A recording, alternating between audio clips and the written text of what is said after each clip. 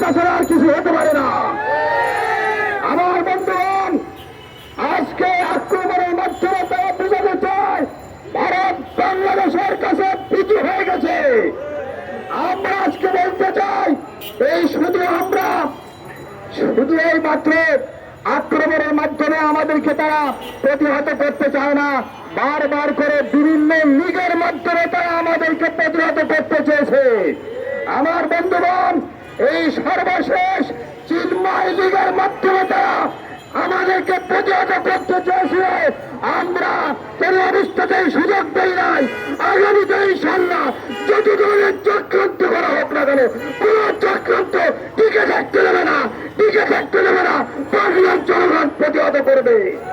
আমার বন্ধুগণ, ভারত যত ষড়যন্ত্র করুক না কেন, আসল কথা হলো ভারত ভয় পেয়ে গেছে।